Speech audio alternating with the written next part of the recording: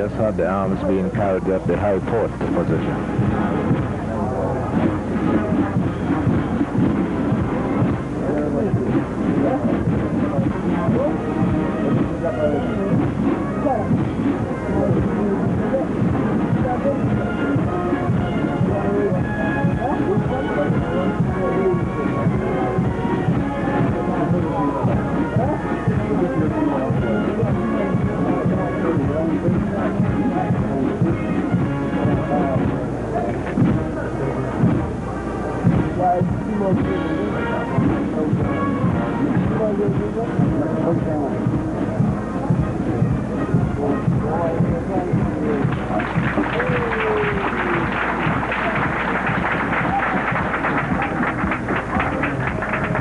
Now immediately following this, we can see the men from the Royal Navy running on, and they are now going to perform a cutlass swinging display.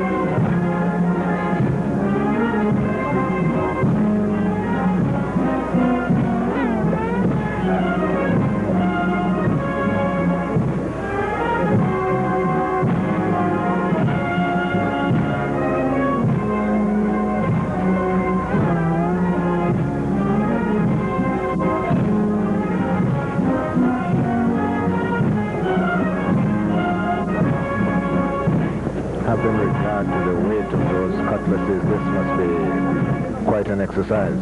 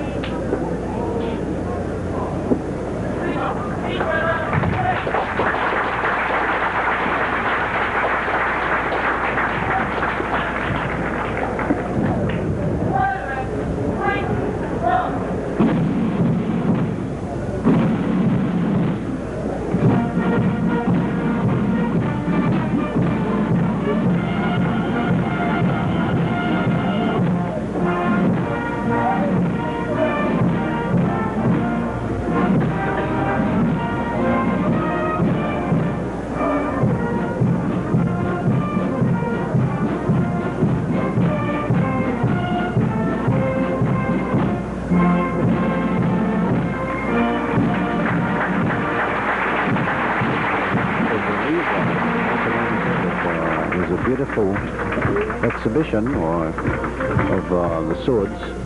And I think they're called cutlasses, aren't they? Yes, they're cutlasses. Okay. And as you're saying, having regard to the weight of those implements, it must have been quite an exercise. Of course, I'm sure these gentlemen are probably well fit to do that sort of thing. Well, wow. And now we're getting up to D hour. Yes. About 6 minutes, 6 or 7 minutes away from midnight. Yeah, the guard now marches back on, and this really signifies the beginning of the end. The beginning of the beginning, I would say. That's correct.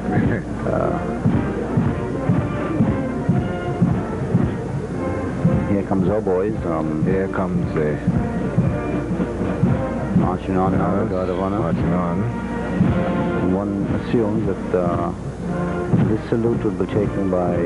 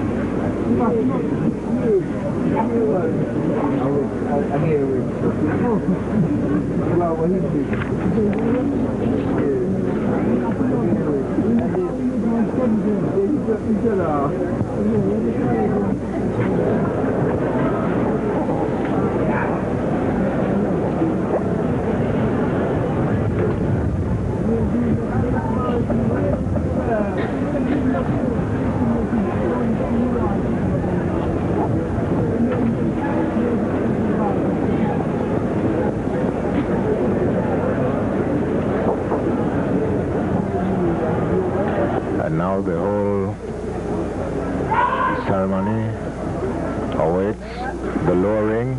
Now it comes, the lowering of the Union Jack and state flag.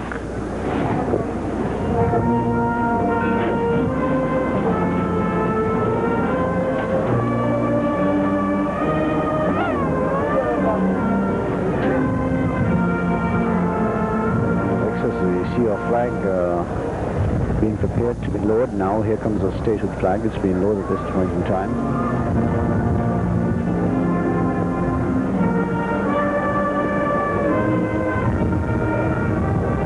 Yes. And these flags are now doing their last official duty. Yes.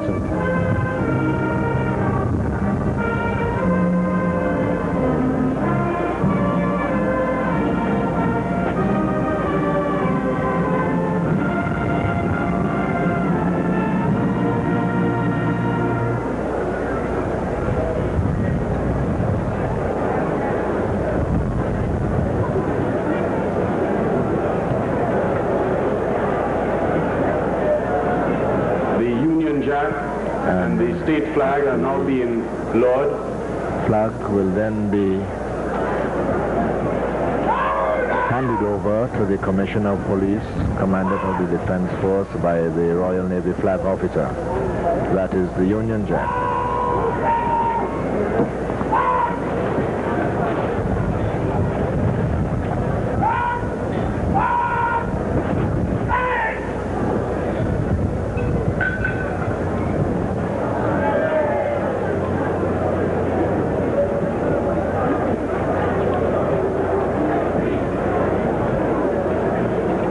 And there you have the shot of the Royal Jack being furled in preparation for its handover to the Commissioner of Police by the Royal Naval Flag Officer. The Chief Naval Officer of HMS Flotilla will now receive the Union Jack.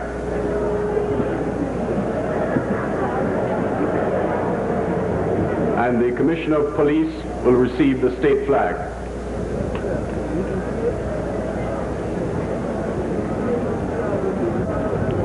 had the handover of the flags, first the Union Jack to the Royal Navy officer, and the state flag being handed over to the Commissioner of Police.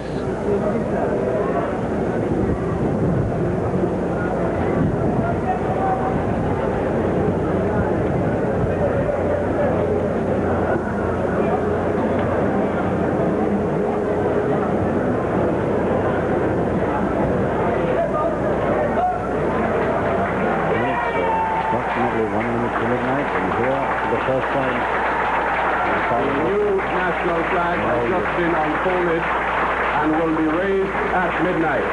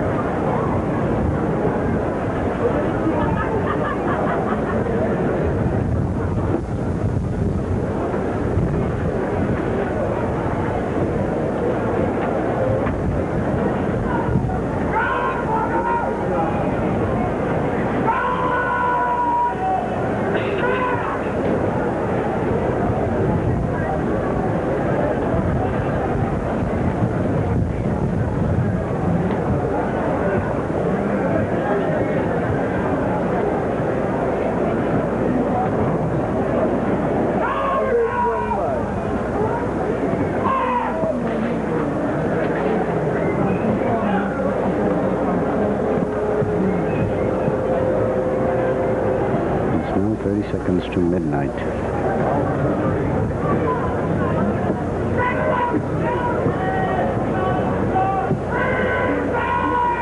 And now the moment for which we're all awaiting is upon us.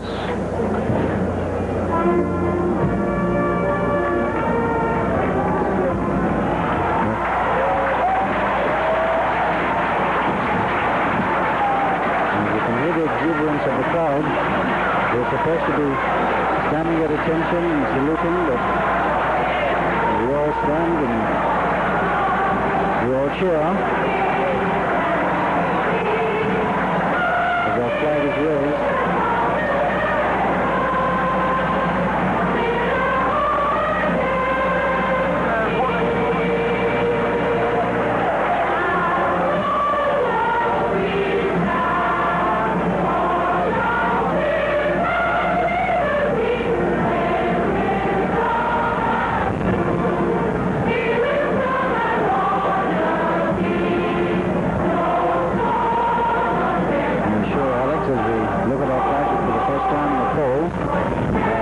Two stars representing both Kitchener's and the colors. It was really a beautiful flag. My favorite the green signals utility, the red the struggles, the black our heritage, and the gold our CM our time and time. Beautiful. I think it really depicts what this nation, and we are now 1 minute after midnight, and resume the other. The next thing is the swearing in, of the Governor General, and I think is the Chief Justice. Yes, yes.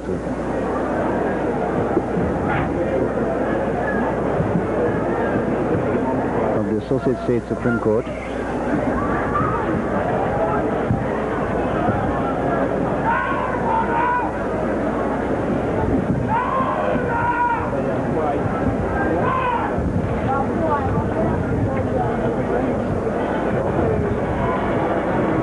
And in the distance we can hear the church bells beginning to peal.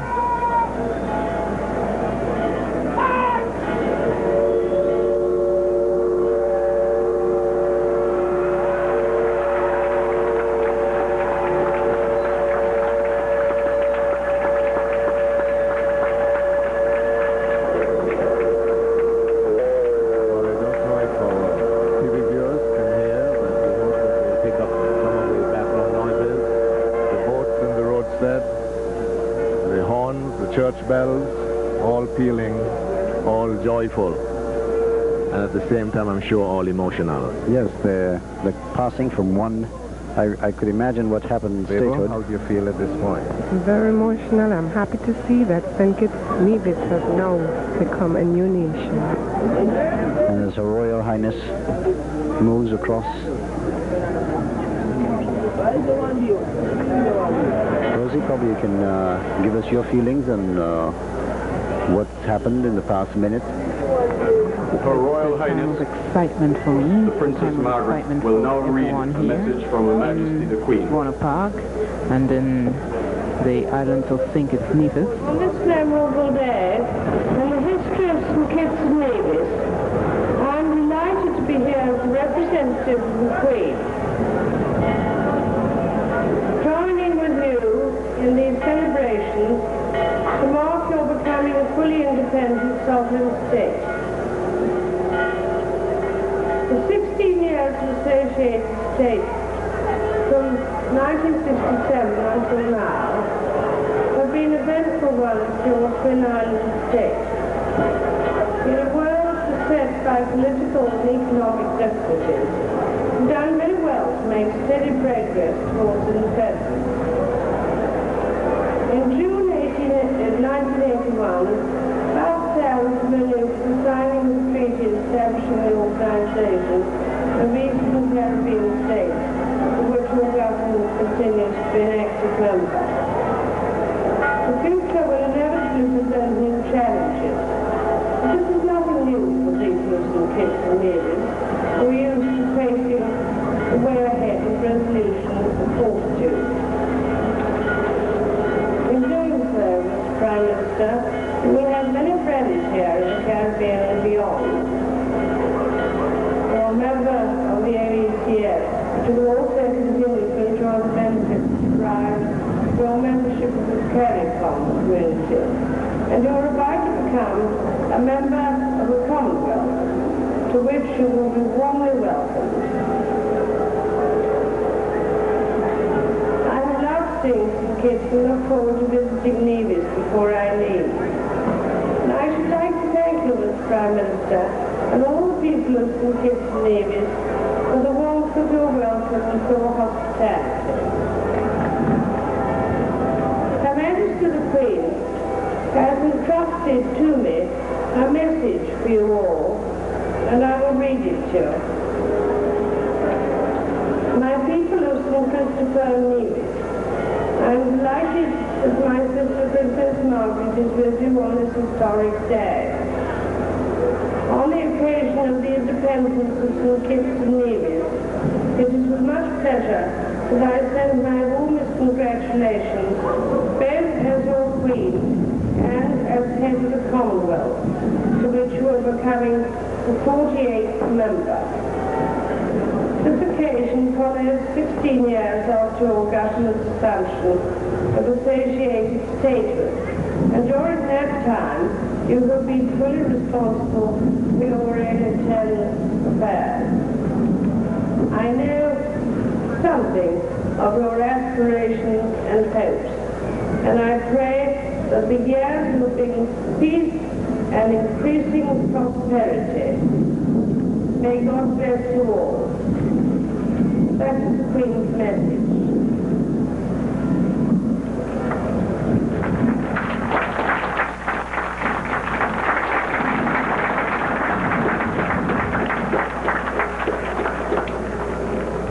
I now hand over to you, Mr. Prime Minister, the constitutional instrument as the symbol of the independence of St. Kitts and Nevis.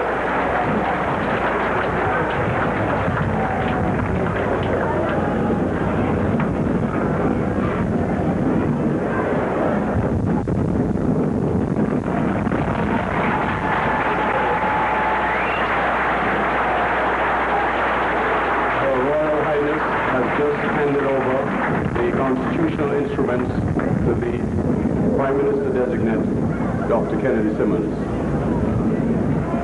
We will now witness the swearing-in of the Governor-General. next item, the swearing in of the Governor General of the Federation of St. Christopher and Nevis.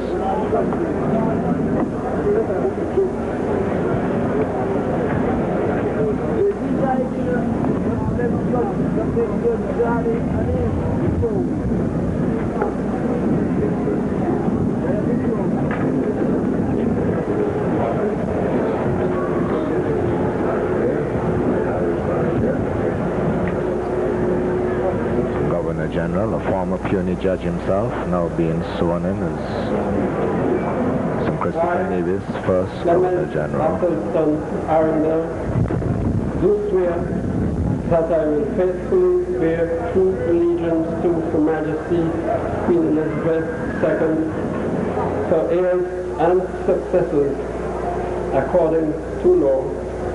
So help me God.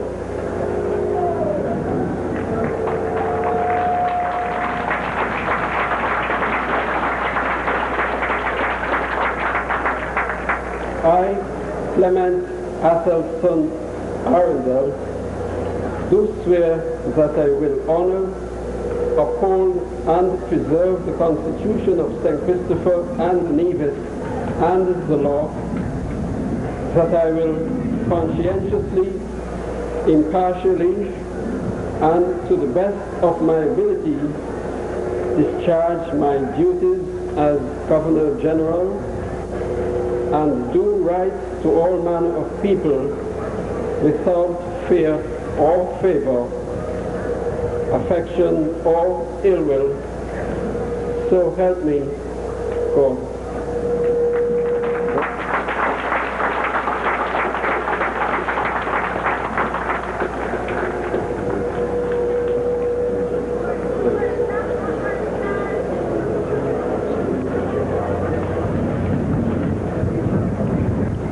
Carry out the duties of his office in true allegiance and without fear or favor.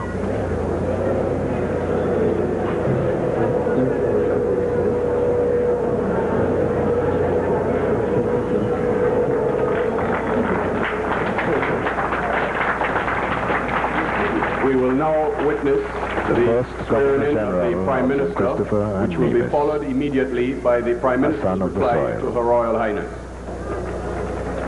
His Excellency Sir Clement Arundel. And now, as you can hear from the reaction of the crowd, the swearing in of the Prime Minister.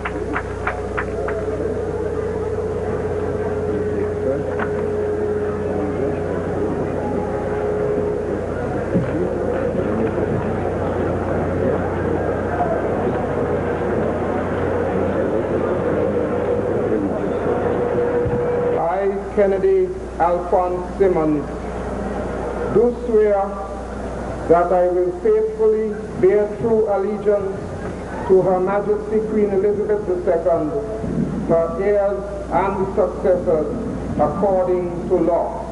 So help me God.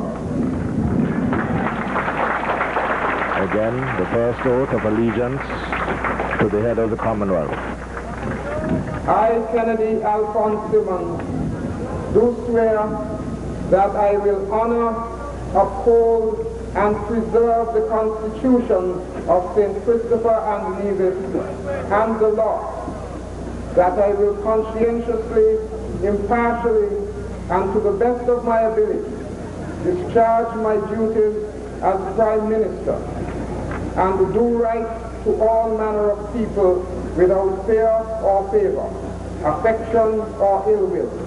So help me God. The first Prime Minister of St. Christopher and Nevis, Honorable Dr. Kennedy Simmons.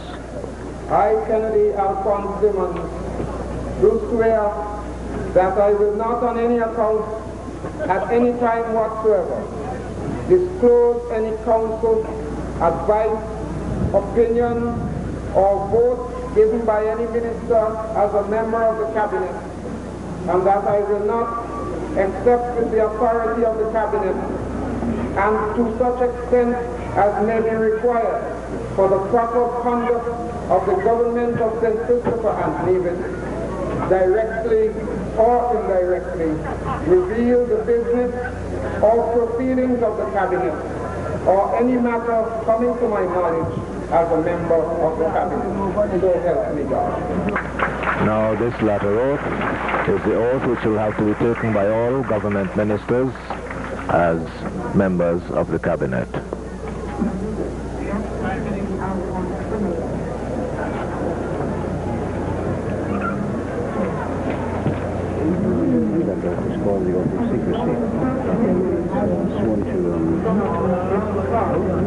It is an oath of secrecy. To disclose any matters of Parliament. Yes, it is.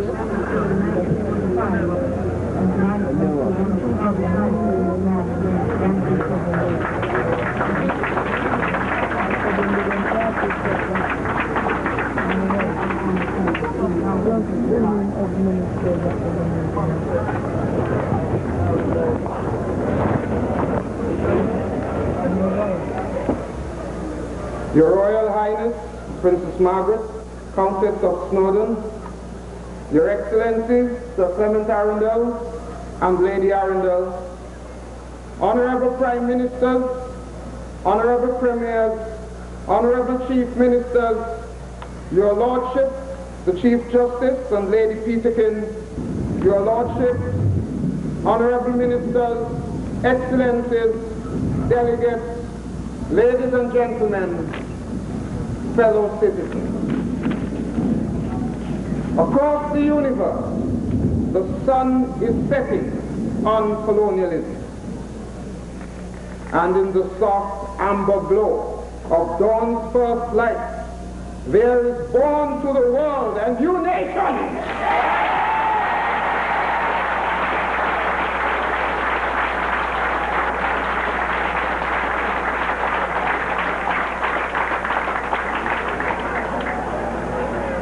I express this nation's gratitude to Her Majesty the Queen for doing us the honor of sending Your Royal Highness to open our gateway to sovereignty.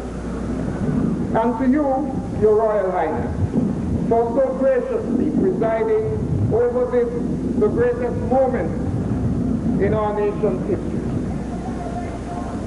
I will now ask that you convey to Her Majesty the Queen the sincere thanks of the government and people of St. Kitts and Nevis for her most gracious message of congratulations and good wishes for our future happiness and success. Your Royal Highness has been kind enough to refer to our success in reaching this milestone in spite of the worldwide political and economic difficulties. Your own people have contributed. And I am sure that our continued participation in regional and international forums will also be of considerable benefit to us.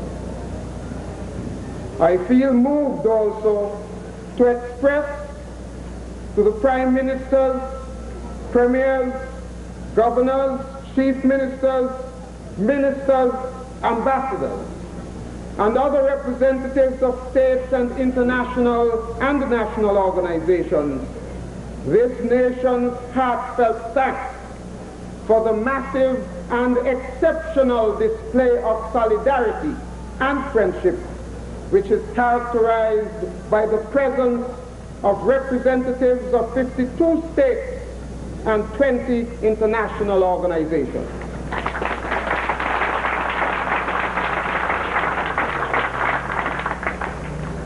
Then I thank you, my people, who have struggled over the years to reach this day and have kept the faith and have finished the course.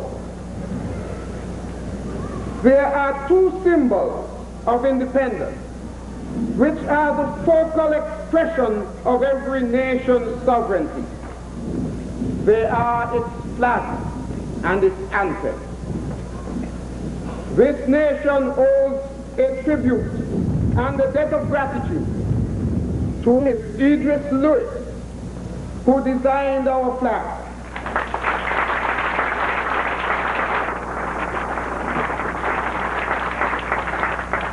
and Mr. Kenrick Georges, the author and composer of our national anthem.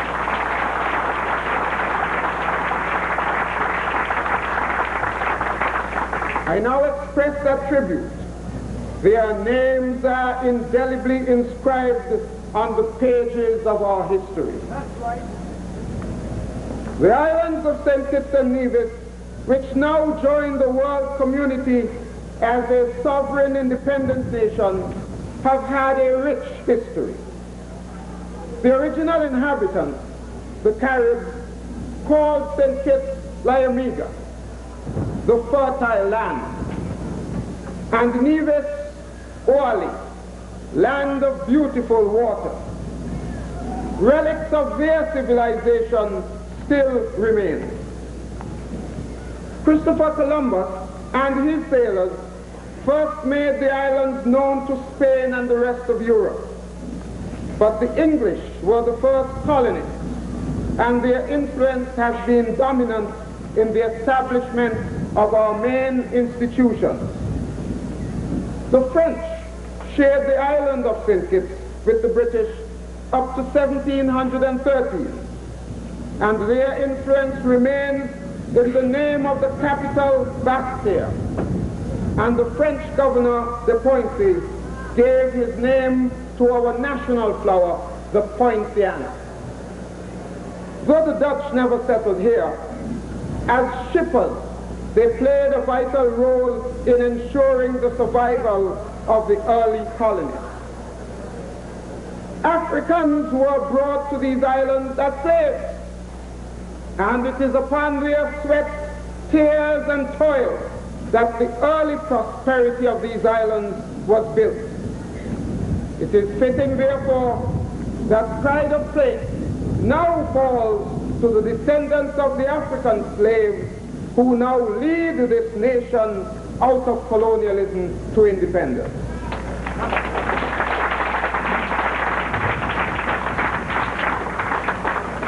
It is not so much, therefore, that we are free at last, but rather that we are free again.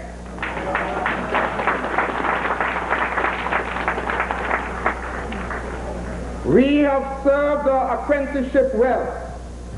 We have created a stable society committed to the preservation of high moral values and fundamental human rights, as so succinctly and aptly stated in the preamble to our new Constitution, which Her Royal Highness has so graciously presented to me.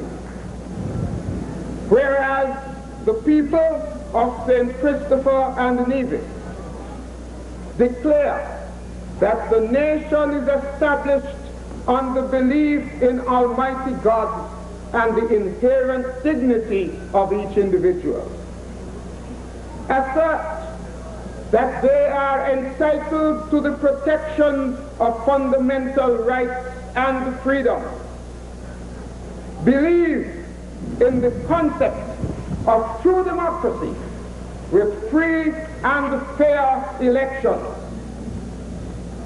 Desire the creation of a climate of economic well-being in the context of respect for law and order, and are committed to achieve their national objectives with a unity of purpose. This epitomizes the character and ideals of our nation. We call upon all our citizens to be loyal to this nation, which belongs to us all. Our concept of loyalty does not preclude healthy differences of opinion, political or otherwise. It, however, expects each and every one of us to place country above self.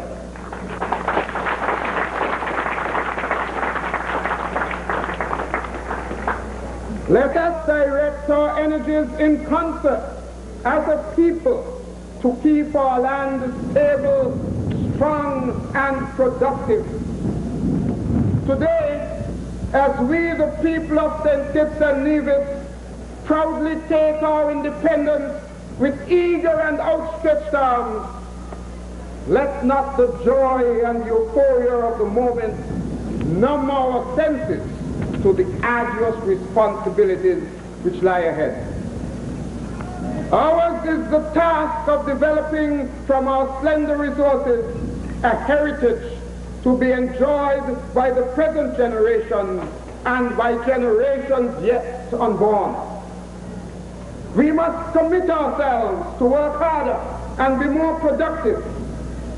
We must make our hills and valleys produce the food we need for our own use and for the needs of industry and tourism.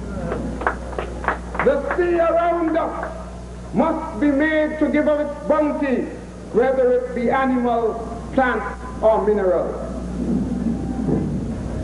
We cannot achieve these objectives without effort and sacrifice. This period in our history is not a time for sluggards. It is a time for the intelligence, initiative, and creativity of our people to blossom forth in all its fullness. Intelligence and initiative will be necessary as we seek to learn and use technologies developed by others which are suited to our special needs. Our creativity will be fully tested as we ourselves seek to develop technologies appropriate to our needs. We must be united in our objectives and purposeful in seeking to bring a better quality of life to all our people. As St. Paul said, now are there many members, yet but one body. And the eye cannot say unto the hand, I have no need of thee, nor again the head to the feet, I have no need of you. The lesson must not be lost upon us. Each one of us, no matter what our abilities may be, must contribute to the success of this nation. It is our duty to do well whatever we are capable of. And we must all be prepared to recognize the value of the contribution of each one of us. Loyalty, productivity, and unity can better be achieved where mutual respect and equal justice for all pervade the society. We have worked towards the creation of a totally just society. We will strive with more fervent endeavor towards this end. We do not seek only for a legal justice, but for economic and social justice as well. There must be economic justice which recognizes that the worker is worthy of his hire and must share adequately in the fruits of his labor. I call for greater understanding and willingness to compromise between employer and employee. I trust they will both recognize that they will succeed in their endeavors only to the extent that the country succeeds.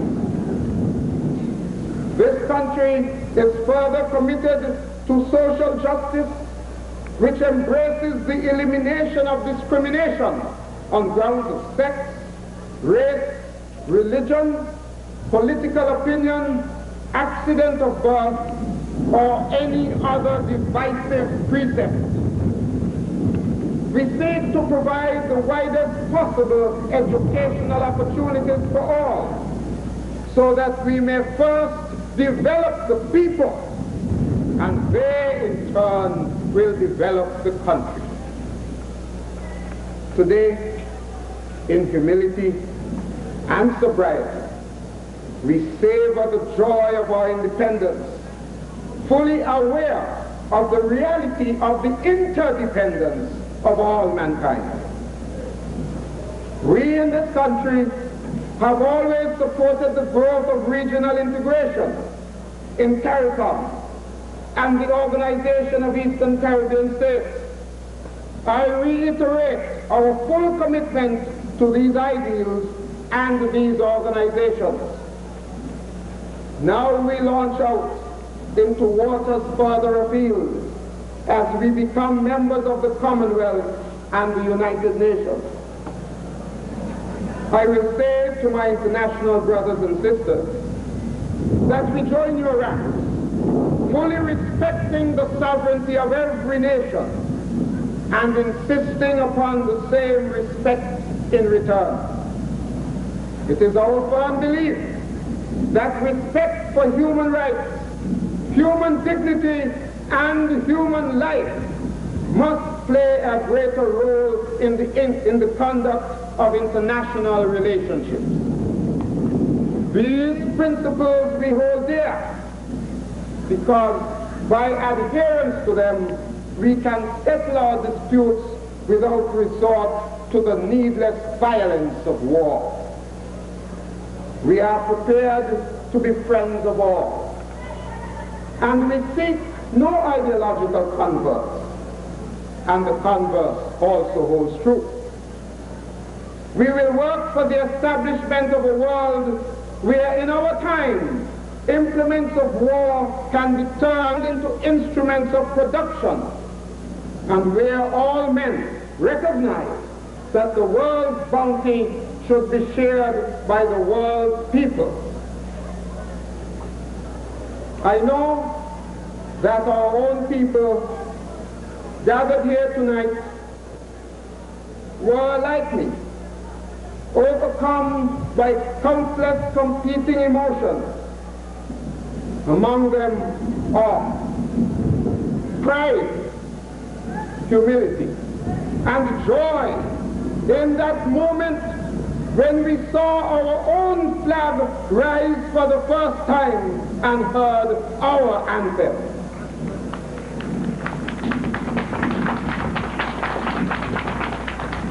It is an anthem which captures and epitomizes the inner character of our land and people. It lyricizes in eloquent terms of this land of beauty, our country where peace abounds. Thy children stand free on the strength of will and love. With God in all our struggles, St. Kitts and Nevis be a nation bound together with a common destiny.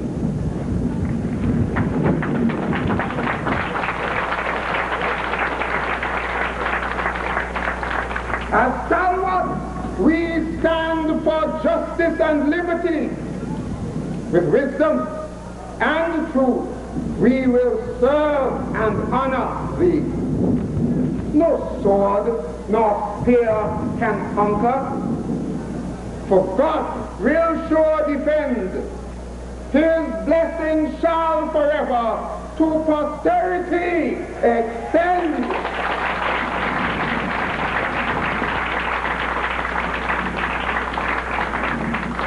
Let the Spirit call your Royal Highness.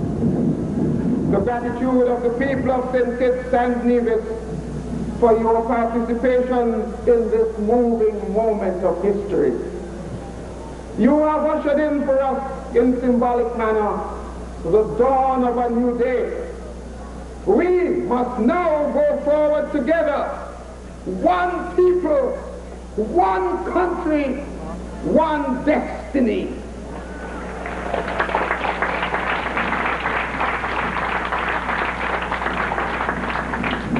With God's help, we shall overcome.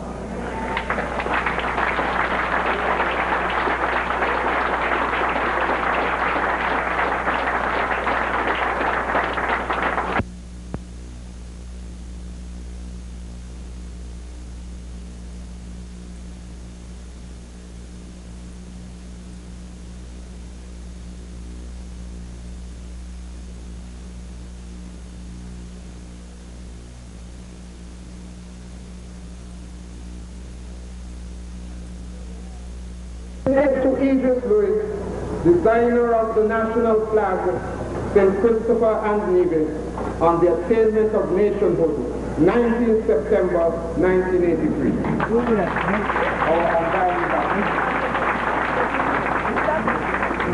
The winner of the national anthem competition